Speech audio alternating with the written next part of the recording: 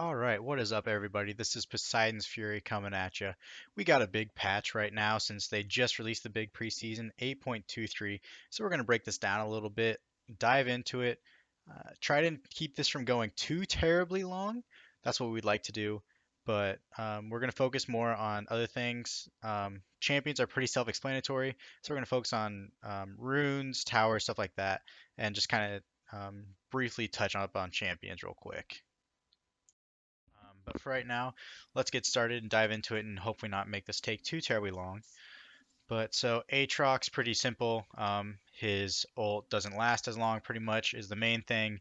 Ezreal, they're increasing his ability power percentage at all ranks on his W and increasing the base damage. To me, this means that they're wanting to kind of bring back the double tier build a little bit. So I think you might start to see that being used a little bit more. R doesn't have reduced his R doesn't have reduced damage the more people it goes through anymore, so that doesn't have too big of a change. Lissandra is the champion with the biggest change, though I'd say. Lissandra Talia. Lissandra had her passive changed, so where it was before she'd get a free ability every now and then. Now she basically gets a Kog'Maw, free Kog'Maw death passive. So whenever an enemy champion dies around her, that's what this is. Uh, they pretty much turn into like a Kog'Maw once he dies. They move slow, so 25%, but they do eventually burst like Kog'Maw did and do damage. Can actually do a lot of damage. I watched Foxdrop play Lissandra in the jungle the other day, actually last night I believe, and one of his did 500 damage I think, and he was like a level 11, so it can stack pretty well and do quite a lot of damage actually. But because they got rid of her free ability every now and then, they lowered the mana cost on all of her abilities. And since they gave her another damage ability, as you can see, they lowered the damage on some of her abilities like her W and her R. So this is pretty cool. Great thing about this new passive is you don't even have to get an assist. You just have to be in the area. So if you're just nearby, it automatically goes off no matter what. So that's pretty cool. And it'll be really good for team fights when you have really chaotic team fights. One person dies, well, all of a sudden they'll turn into a zombie and they'll actually run after their own team. They aren't controlled by Lissandra. They'll just automatically go after somebody, chase for 4 seconds, and then explode. So that's pretty cool, especially in team fights. That can do a lot of damage and change the kind of kill out of a team fight without even having to use an ability. Especially since Lissandra's wanting to kind of like dive in, get in the middle of everyone. Um, so I think that'll be really cool and really key for team fights. So I would not be surprised to see her use even more, even though she was just really strong at Worlds recently. This change on Talia's Q, though, however, I believe, is probably one of the bigger things that's happened between the Lissandra and this. Out of all the champs, this might be one of the bigger things that's happened. We can basically pretty much say goodbye to Talia jungle because of this. So it used to be if you hit a champion with your Q, the next hits after that would do 50% reduced damage. Now it's everything. So that includes jungle camps now. So you're not going to be doing as much damage to jungle camps. Part of the reason that she was so strong in the jungle was because she had such fast clears. And so without this, she's not going to be doing it. They did kind of buff other things a little bit. So the mana cost is down a little bit, as you see, and the cooldown on it is cost. And work ground duration is down a lot lower, as you see. So that'll help a little bit, but in the jungle, like this didn't really come into too big of a play as much. Cooldown a little bit, but not much. And mana, you were getting blue buff, so it didn't matter. But this is a big nerf to her in the jungle, so you'll pretty much be seeing her mostly in lane, I think now. But we'll see. I'd like to see her back in lane. She was pretty fun in lane. Yorick wasn't really anything big, nothing to talk about really. Doran's shield basically just gets stronger the lower health you are. Ginsu's Rageblade is an interesting change, actually. This is one we'll talk about for a little bit. Um, the base stats on it are the same. They're basically just changing the passives and on-hit stuff. So it no longer stacks. Well, they got rid of the stacks, and they no longer have ratios. So what I think this is going to do, and I've listened to a few other streamers and stuff like that talk about it as well. Uh, they think that this is basically not going to be like, as big of a power spike or even a go-to item anymore for people like Vayne and Kog'Maw, who kind of like Kog'Maw did really well with this because he had AD and AP. Um, whoops. And so we think that it's probably going to kind of drop off a little bit for him. Now it grants armor and magic pen, which is really cool. Um, but I don't really think that's entirely the reason to buy it. Like you can buy a void staff, or you can buy a last whisper. Basically, does the same thing. So it's to me, it's kind of just in this awkward area where it's not like its own thing. It's kind of got a last whisper effect to it. It's kind of got on hit damage to it. It still offers a little bit of everything. So, but it just doesn't have enough oomph in any one area for me to really be worth that 3,100 gold. So at least I did drop it down, but to me, it's not really worth it anymore. Um, what else is it? Oh, yes. So what they did in order to quit people from um, just like going from the jungle, getting lane farm so much, and just feeding the jungler way ahead, because that was such a big thing. Lane taxing basically, just to get your jungler ahead because it was big with like Karthus and stuff because he just got super fed super fast and you couldn't kill him. They made it so that way if you went into lane too early, you only got like 5 gold from a minion. Well, they just got rid of it because they think with different changes that are going on later, at least I think that's this, or maybe I'm thinking of later. If it's not that, then we'll be seeing it later. Um, okay, yeah. So no, this is this. So how they changed bounties and stuff like that. They think that will help counter out this. Um, So like this says farm bounties, turret plating, stuff like that. So we'll go over that later. Why they got rid of this. I think they should have kept this on for a little bit longer maybe. And then maybe later on taking it off. So that way it wasn't such a big change at once because I think there will be some people that start doing this again. But we'll see. Relic Shield, not that big of a change, just higher execute damage basically. So for supports, wards, this will be pretty big. This will be a massive thing. So control wards down from a 3 max to a 2. Do you know who this hurts? This is going to be a big Lee Sin nerf. You can't just carry 3 control wards on you anymore. It's down to 2. So you have to use them a lot more wiser, I think. Um, and then the way that trinkets scale now is average level of all champions instead of just your own. So this hurts you. Well, it doesn't really hurt you. It just doesn't help you as much as it used to. If say you snowball, you can't switch over to that blue trinket. If you get, because it used to be that you'd snowball, you'd switch over to like a blue trinket or something like that. So you could ward way ahead of you or get a deep ward or something like that really easily. You'd be more protected while you're pushing up. You knew had more information on the jungler. That doesn't work anymore. So say you reach that level 9 early, but everyone else is only level 7, you still can't upgrade that yet. So that kind of hurts you a little bit. It's not too big of a deal, but you'll see it affecting you a tiny bit every now and then. Um, this is also going to be very, very big change. Ward duration decreased by 60 seconds at level 18, and then of course everywhere in between it got decreased a little bit as well. So vision is going to be timing out so much faster. There's going to be a lot more battles over vision. There's going to be a lot more face checking, I think, because of this. So it's going to be even more important to make sure that you're on your toes and doing everything you can to get yourself vision. So one big thing that we're going to talk about, of course, is our change to turrets, turret plating. So this is part of the reason that I didn't release this video yesterday or make this video yesterday is I wanted to play a few games, see what this turret plating was all about, see how the new items go, the new champions and stuff like that. So this one is very interesting. So turret plating, they have more armor and magic resist at the beginning. When you go into and more health, so they'll have 5,000 health at the beginning. And when you go into it, you'll see your first turret, your tier 1 turret, has like 5 etch marks in it. And so that's at every 1,000 gold. So every time you reach that 1,000 health, you get an automatic, I think it's 150, 160 gold for that. So it's rewarding you for doing a little bit of chip damage, a little bit of chip damage. Because I don't know about you guys, but playing mid and top lane is what I mostly do.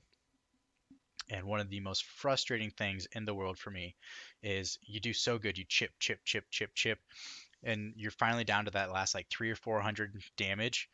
Their top laner comes back, but then their jungler goes bot lane. They get a double kill bot, and then they just beat you to it, and you lose out on first turret gold because your bot lane got double killed. Well, now if that does happen, you at least still got a little bit of gold back from it for all those first 4 chips. So you're still getting pretty decent gold for that at least. Plus, then you still get the regular gold. But the way that the plate works is it's every 1,000. You see that chart, that tick? Yep, 160. And it's divided by among nearby champions. So if you have somebody with you, you want to get 80. 4 people, you want to get 40, so on and so forth. But so the first one has 40 armor and 40 magic resist.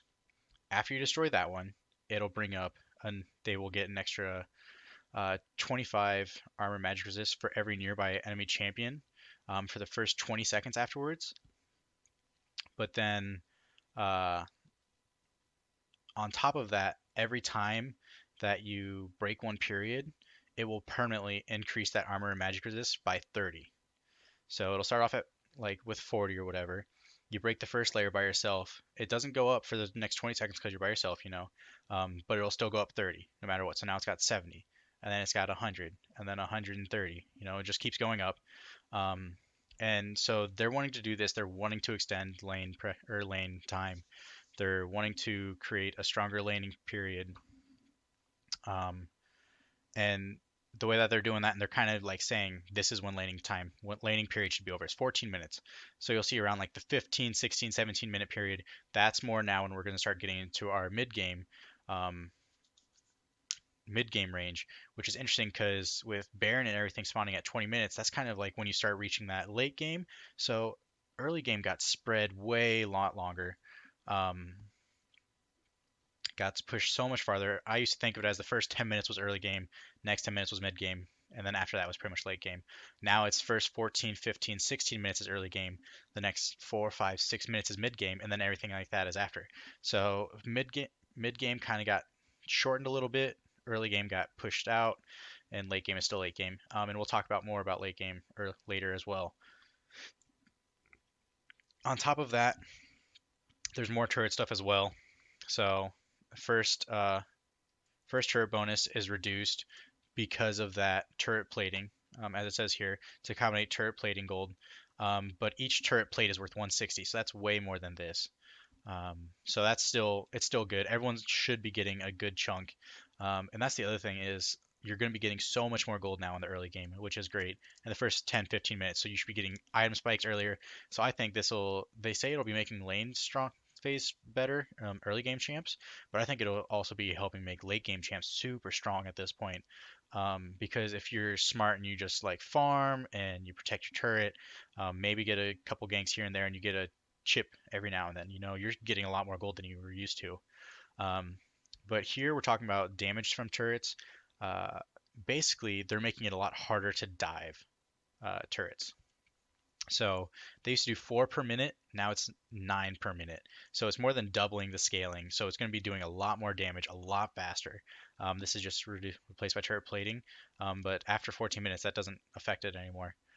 Um, and so they're making diving a lot harder um, because, again, they're wanting to just extend the laning phase. They're wanting to make it seem like it's a little bit safer, possibly, um, but it'll be more outplaying 1v1 as opposed to jungler coming in, diving under turret, poking him out, then diving under turret hard, because there's a lot higher chance because of this AD scaling to get hurt by it. Same thing with the inner turrets. They have 80 caps, global gold, all that stuff. So basically, the inner turrets stay the same. Minions, I didn't think there was too big of a change, really. Damage to turrets decrease. Again, we're trying to increase the um, early game length. Their health all went up. There's not too terribly much changing here. Big one for me was cannons. So again, you're getting more gold faster. Right here, spawn every 2 waves at 15 minutes, spawn every wave at 25. This is a 5 minute earlier. This is uh, not 20, 10 minutes earlier. That's a big change. You're going to be getting a huge more influx of gold. So games are going to be going by a lot faster now. You're going to be getting those items. Like I said, late game champions are going to be hitting their items a lot sooner now, I think, because of all of these changes. Next, we have turret damage taken. So yeah, so they'll be doing less per shot. Basically, super minions, the big change of super minions is mostly that they'll appear on the minimap through Fog of War, like it says right here. epic monsters. So this is talking about drakes basically. It's interesting because they're making them spawn faster. So they'll respawn at 5 minutes. Every 5 minutes, you'll get a new elemental drake. Elder Dragon will be every 6 minutes. Baron will be every 6 minutes. So once you get that lead and you're able to get that Baron, well, the first Baron you knocked open the front gates, you got that inhib, but you weren't able to take the Nexus. Okay, well that next Baron's gonna be up faster. Same thing with Elder. You got the first gates, maybe you got a Nexus tower or two, but they kicked you out. Well that Elder Dragon's gonna be back a lot faster. So they won't have as much time to kind of regain some gold, get a little bit back. So once you get that, it'll be a lot easier to shut out, I think, which is great for me, and I think it's a great thing. Talking about Drake spawn times, so uh, the first dragon used to spawn at 2:30. That was great for things like Shyvana, Warwick, Fiddlesticks, Shaco, who could all take it really early. Well, maybe not Shaco so much because he relied on his clone more, um, but all of those things that were like 3, 4 minute dragon takers. Uh, and made it really difficult, they're going to be hurt by this because now it doesn't even spawn until the 5th minute. Um, so you might be like more wary at this point. It's not just brand new in the game. So hopefully that will kind of delay a little bit, make a Shyvana and Warwick work a little bit harder to get those extra buffs. They finally made it worth more gold. Like I always thought it was weird that dragons only gave 25 gold. Like it was a pretty big objective for 25 gold. But then again, I think the Nexus is only worth 50 or something like that. So, like, who knows? XP also the same thing, gives more XP. The big thing is right here, these buffs. So everything, mountain and infernal, ocean, cloud, all of them got buffed. That makes these so much more important. So the first step at least, not the last steps and everything, but the first Drake. So you get an extra 2% damage up to 10% on infernal. 10% is a big change. Um, is a big buff. It's a free passive from Abyssal Mask, I think. Abyssal Mask does this much. So, like, it's basically a free passive from that. Mountain Drake, an extra 6% damage to structures and epic monsters. That's huge. Like, that's a 50% increase from what it was beforehand, basically. Ocean Drake, if you get it early, especially since laning is now lasting longer, that 6% health and mana regen is going to come in handy. All right. Jungle camp experience, to me, this doesn't mean too much because I'm not a jungler. Basically, they mostly just got nerfed. So you have to, if you're a jungler, you want to get ahead early because after that, um, your jungle camps aren't going to be keeping up. You're not going to get as much experience as you used to from them. So you want to be farming and trying to gank and get your team ahead early because you might start falling behind a little bit, basically is what this means to me. So runes. If you've been around for a couple years at least, you know how the old rune pages used to be. You'd have your glyphs, your seals, and quintessence, and I don't remember what the other one was called. That gave you raw AD. They wanted to kind of get rid of that, but they decided to bring it back. I don't know why. I don't really dislike it, but I don't really like it. It's kind of weird and tedious that you have to do it every time. So every time you want to do it, this didn't change, but now it's right here. So you get adaptive force, attack speed, and CDR. Attack, adaptive force, armor, magic resist. I think this is armor, magic resist, and health. So they're kind of back a little bit, not entirely to the full extent that they were, um, but it's still there. I kind of like it because I kind of like the flat scaling, um, but a lot of people don't like it. I believe Skara said that he really didn't like it since they worked so hard on it. And then they just said, screw it, we're still not getting it to work, so we're just going to give you flat stats. So that kind of sucks. Fleet footwork, pretty big nerf if you're an AP user. Um, but if you're not an AP user, if you're playing it on like Jhin or something, it doesn't really affect you too much. But this is more for like Kassadin. Celerity, movement speed doesn't change. Well, sorry, the movement speed bonus increases. However, you don't get bonus like AD or AP from it. So if you were playing like Hecarim and you were taking this, because this is great for Hecarim because you get bonus AD and you get bonus movement speed, which then gives you more damage. Um, so I think this might hurt Hecarim a little bit, not too much because you're still getting more movement speed, but a little bit. Dark Harvest. Dark Harvest is a big, big change this patch. So any attack will now proc Dark Harvest. You don't have to like pick up a soul. Yeah, no longer requires a soul to have recently been collected. You don't have to pick up that soul anymore to have it. So there's not that like 8 second timer or anything like that. And anything will do it. It's not just auto attack. So you could have like a Vigor Q or literally anything Q, W, E, R, anything that does damage will proc Dark Harvest now. But the only problem with that is it only procs on champions below 50% health. All right, so this is actually incorrect now. They actually already nerfed this down to 5 because they thought it was too strong. Um, so this will be very interesting to see how this goes, especially after this nerf. So apparently it was really strong right away, but they might have fixed it a little bit. Cooldown of 45 seconds though. However, 1.5 seconds on champion takedowns. That's going to make this massive in team fights. You get one takedown, boom, 1.5 seconds later, it's reset. And it does still have AD and AP scaling, plus your base damage, so it can do really well. What I think this is going to do really, really great on is stuff with execute, with like resetting executes. So your Darius, your Pike, especially since they're trying to get rid of Tank Pike with all their changes and they're trying to bring out AD Pike. Well, hello, that's 0.25. Um, so that just makes your executes that much stronger because you're wanting them to be low anyways before you use your ult, especially on the Darius. Your Darius, you're getting, when you get that first ult off, if you execute with it, well, you're already getting that flat bonus in AD, plus you're getting flat true damage.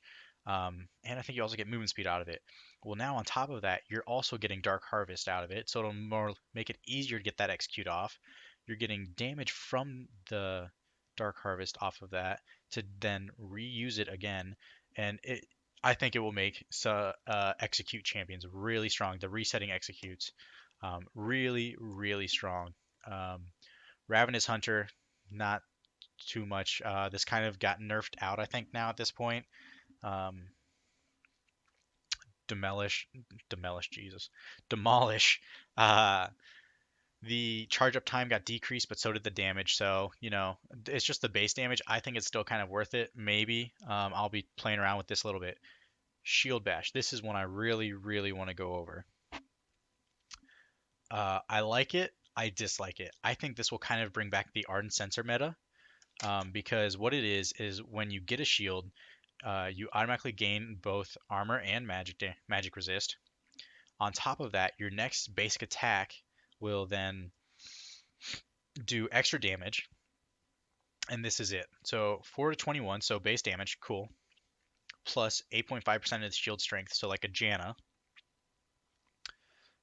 shield. So it can do quite a lot of damage, plus 1.5% bonus health. So stuff like Lucian Janna would be so strong. Get that Bloodthirster, or if you're going like a Black Cleaver, that would be very strong with this. Very, very strong. Bone plating got moved from road 1 to road 2. The buff lasts for a shorter period of time, but it blocks more damage. That's basically all that happened. Chrysalis, I don't think anybody used this, and that's why they got rid of it basically. I didn't. Overgrowth wasn't too big of a change. I like the change though. So instead of giving 0.2% max health per 8 enemies, because when you only have like 1,000 health or something like that, it's not that much.